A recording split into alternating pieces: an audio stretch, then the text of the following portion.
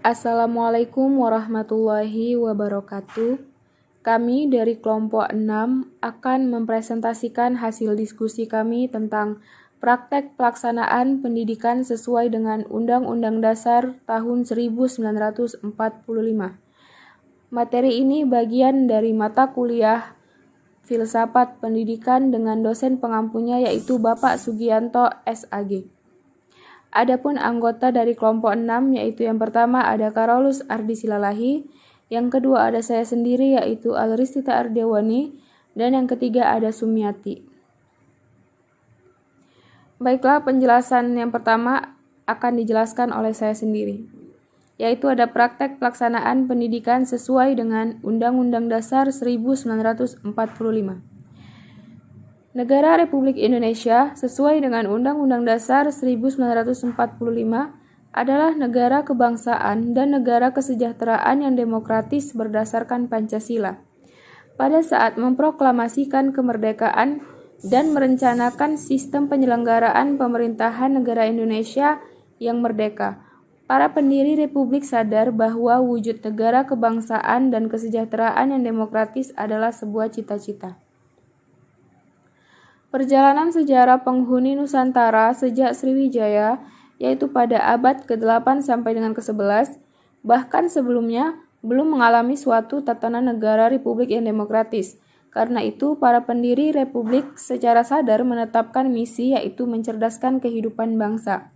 Sebagai salah satu misi penyelenggaraan negara, suatu misi yang tidak terdapat dalam berbagai undang-undang dasar negara lain. Undang-Undang Nomor 20 Tahun 2003 tentang Sistem Pendidikan Nasional yang diharapkan dapat menjawab tantangan-tantangan global belum sepenuhnya dapat diterapkan padahal sudah berjalan 8 tahun, bahkan ada beberapa pasal yang bertentangan dengan Undang-Undang Dasar 1945. Nampaknya sudah tidak relevan dengan kondisi saat ini, antara lain dapat dilihat pada Pasal 53 Undang-Undang Nomor 20 Tahun 2003 tentang Badan Hukum Pendidikan yang menyatakan bahwa Pasal 53 penyelenggara atau satuan pendidikan formal yang didirikan oleh pemerintah atau masyarakat berbentuk badan hukum pendidikan. Badan hukum pendidikan sebagaimana dimaksud dalam ayat 1 berfungsi memberikan pelayanan pendidikan kepada peserta didik. Badan hukum pendidikan sebagaimana dimaksud dalam ayat 1 berprinsip nirla, badan dapat mengelola dana secara mandiri untuk memajukan satuan pendidikan. Ketentuan tentang Badan Hukum Pendidikan diatur dengan undang-undang tersendiri. Pasal 6. Ayat 1 dan 2 Undang-Undang Nomor 20 Tahun 2003 tentang Sistem Pendidikan Nasional menyatakan. Pasal 6. Setiap warga negara yang berusia 7-15 tahun wajib mengikuti pendidikan dasar. Setiap warga negara bertanggung jawab terhadap keberlangsungan penyelenggaraan pendidikan. Di dalam penjelasan umum atas Undang-Undang Nomor 12 Tahun 1954, misalnya disebutkan pentingnya pendidikan, antara lain karena pendidikan dan pengajaran mempengaruhi di kemudian hari sifat rakyat umumnya dan pemimpin-pemimpin yang akan timbul dari rakyat. Oleh karena itu, pendidikan harus mempunyai sifat nasional dan demokrasi. Nasional berarti berakar pada masyarakat Indonesia.